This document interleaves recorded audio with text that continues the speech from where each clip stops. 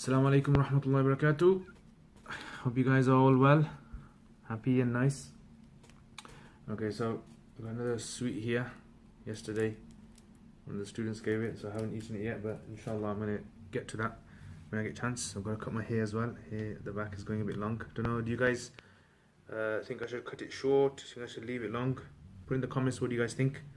And I've got to do my cheeks as well. You can see there, fine hairs. Yeah, so I've got to trim my mustache for tomorrow's Friday as well. So these are the things that you got to do.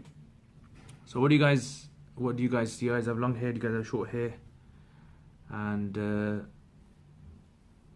what about your cheeks? Do you guys, yeah, if you're a man that is, yeah. I hope if you're a woman, you know, you should be removing the hairs from your cheeks. Don't want to look like a man with a beard. So here's one they got. Okay, this is a perfume I got from someone that went for Umrah. Alhamdulillah, it's quite strong. So what I do is I mix it with some other light up, yeah, and I come out with some killer smells or dope smells. Yeah, these are my new type of perfumes, mixing perfumes together, seeing what they come out like. So unfortunately, guys, you can't smell these. Okay, this is another one. So this is one of the students gave it to me thinking I was in a bad mood to make me happy.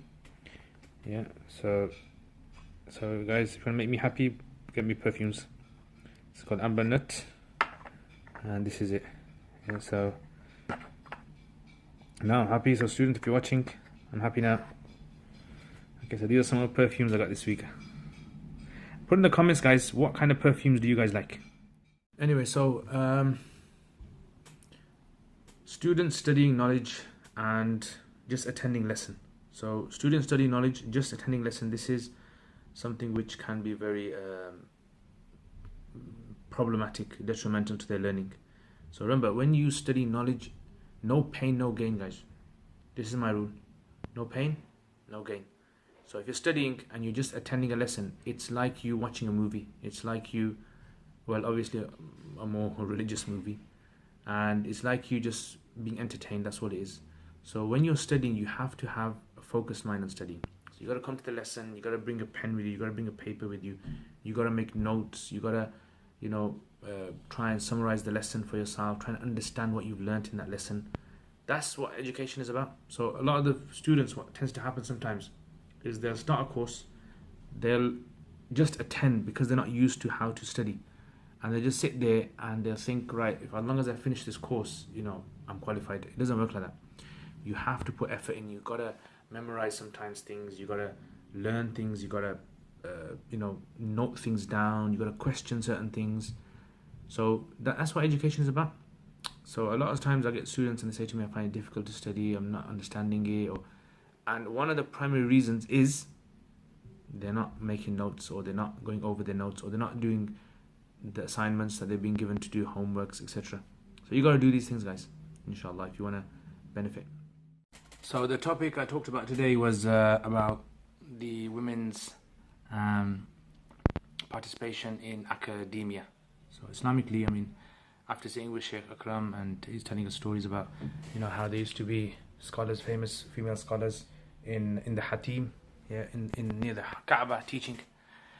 So, you know, we've got this so much heritage, so much scholars in the past who learned from women, and so many women who were experts in hadith and fiqh and all these. You know, this is something that, why is it not happening today? What's the issue? So, you know, we need to revive that, inshallah, and have, just as there's men scholars out there, male scholars, you have female scholars as well, inshallah. And that's hopefully, inshallah, you know, the better understanding our women have of deen, then it's going to have an impact on the children as well. Because generally, you know, women are the one that bring up the children. Fathers, husbands, they just chill out. They don't really do much. Illa masha'Allah, there are some fathers who do. But generally it's the women. The women are the one who teach the children in the first few years of their life. So anyway, and I was going to do a book review today. So let me just here. I was going to do a book review of this book, but I think I'll leave that till next week. Talk about the next week, inshallah. Okay, so there's some questions that you guys had about Sheikh Anwar Shah Kashmiri. Where can you read more about him? Yeah, come in. Sorry, I go get the key. Yeah, that's fine. So Sheikh Anwar Shah Kashmiri, where can you read about him? So there's other like books out there. Nafhatul Ambar, written by Sheikh Maulana Yusuf Banuri, and there's another one that I read recently. It was written in India. I can't remember who wrote it. But there's in Arabic there. I don't know about English. If there's anything written about English. But anyway, so this is another good book. Yeah, this is I actually bought this from a student. He was a bit in a problem, and he didn't have money, so he was selling his books. So I helped him out. I purchased some books of him. So this is a book. Yeah. Hayat al-Haywan al-Kubra. Hayat al-Haywan al-Kubra. And you can see I've written some notes there as well. There are some interesting things. So this is basically like a 2-volume book, and it's like a book of zoology. Yeah, David Attenborough of his time, you can understand. So he talks about animals. He talks about animals in the Quran and in Hadith, and just general historic things about them mentioned. And certain, if you see an animal in your dream, what does it mean? Blah blah blah. All these kind of things. So it's an interesting book. Maybe if I get time, inshallah, I'll go through a bit of it. I'll talk about some of the things.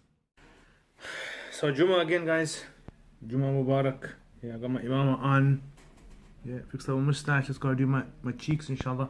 Tomorrow I've got a meeting in London. Yeah, where we have this ulama group, and on WhatsApp, and I think it's twice a year. They have a meeting.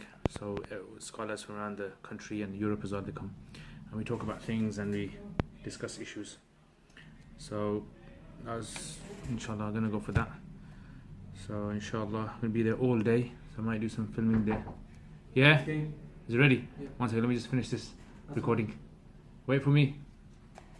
So guys, this is one of my students got this for me. Yeah. He saw that I like sweets, so alhamdulillah he's got this. So let's try them out, guys. Yeah.